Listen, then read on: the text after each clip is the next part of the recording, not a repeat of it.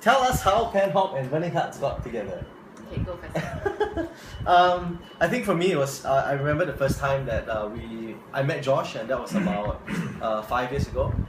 That was eating bak chor mee opposite 50 Mac, and I thought just meeting him and different people telling me that we need to meet this guy called Josh, who is an amazing worship leader, and truth be told, he really was an amazing worship leader that converted a junky old keyboard into something that was really amazing, and there's such anointing over Josh. And so it was great meeting him. I thought that was the birth of the relationship between PenHOP and Burning Hearts. And I think over time it was just visiting each other in Penang and Singapore through our conferences, through our different internships. And I think how PenHOP and Burning Hearts got together isn't so much of just oh, we're doing something together, it's great, but knowing that there are people who are like-minded with the same DNA, who carry the same passion, who love God and who love people, and just working and doing life together. I thought that was really amazing for me. What about you, Mel? No, okay. There was one funny moment with PenHOPers. Tell us You one have funny a funny moment? Funny moment.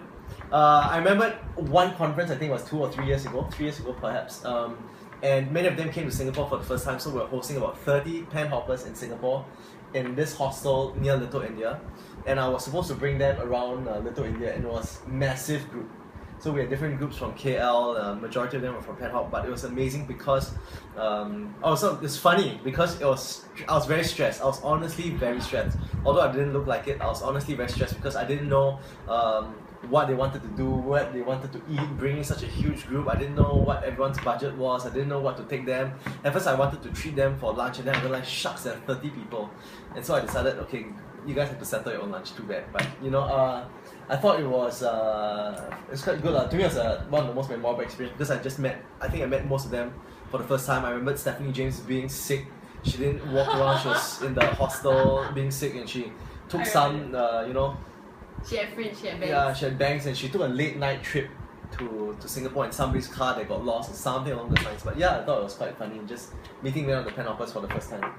What about your funny moment? Okay, my funny moment was the first conference that you guys ever came down in Singapore. So I was in charge of hosting you guys for dinner one night because John was busy driving the speakers around. And so I was thinking, okay, I've never been to Penang before. I don't know what's good in Penang, except Penang Laksa. So I'm like, I'm going to show them what Singapore food is like. And so I proudly brought them to Gluttons by the Bay, brought you guys to Gluttons by the Bay, and in my head I'm thinking, this is going to be the best food they've ever eaten in their life. Hawker food. And so I ran around and I ordered all the food, and they were sitting down, and then they were like eating all the food, and they're like, oh no, sit down and eat, sit down and eat, sit down and eat. And then I was so proud of myself, and I felt like, you know what, I've showed them what Singapore food is like, and they can't get anything like this in Penang. And then only about 1 day later I realized that actually Penang is full of zita and everything that I just bought for them. So that's actually quite a funny moment when I first met you guys. The PenHOPers came to Singapore for the conference. But I remember that was quite a powerful moment also. I remembered after that dinner we went next to Malayan, and there was just a few people from Burning Hearts and a few people from PenHOP. I thought that was a very significant moment where we were standing in a circle, introducing one another in a very strange way. I think tourists were looking at us and like, what's this group of people doing?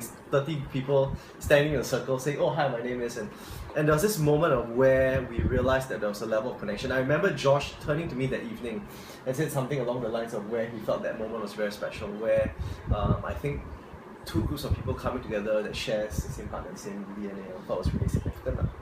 Yeah. So yeah, tell us one way PenHOP has impacted you. I think for me it's just really seeing your spirit in doing how you guys do what you do. I think just seeing the life that you guys have, seeing the passion that you guys have in really just serving the one, just worshipping the one. And I thought that was really, really amazing. And because there's music, so she wants you to stop music. That's okay.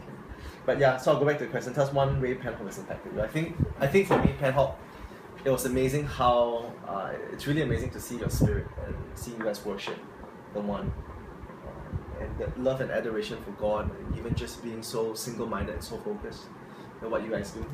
I think that has really impacted me. And your hospitality. Every time I go to Penang, I love it.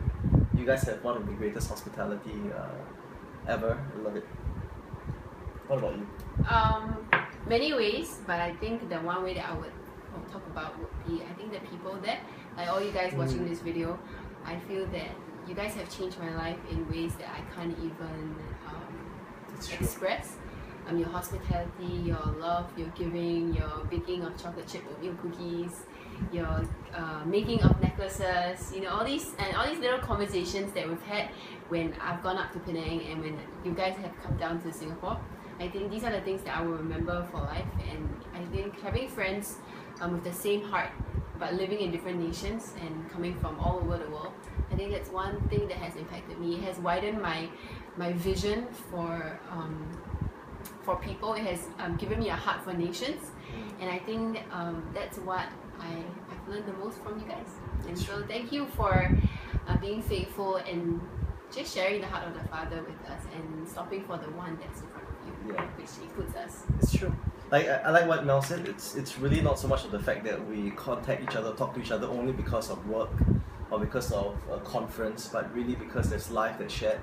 And I think there's a lot of encouragement and edification in the process of just talking to one another, and I really appreciate it. Yeah. So the last question is, any wishes or greetings? You want to go first? I think for me, as I was praying about the video and I was just asking God what to share, I think one of the scriptures that is mentioned in Leviticus when God tells Moses about the Sabbath year, and even as PenHOP celebrates the 7th year, I just really feel this for you, that even as the Bible talks about the Sabbath year where it will be a year of rest, I feel that this year will be a year of rest for you. Not so much of the fact that you don't have to do anything, but I feel that the posture and position that you take for this year will be in the posture of resting. That you don't have to strive, you don't have to really push your human effort to do things, but I believe that there will be a year of increase and efficiency and effectiveness and productivity, even in the posture of rest. And I feel that even as you take that posture this year in your Sabbath year, I feel that God will give you multifolds of increase. Yeah. That's it. Yeah. So congratulations. Yay.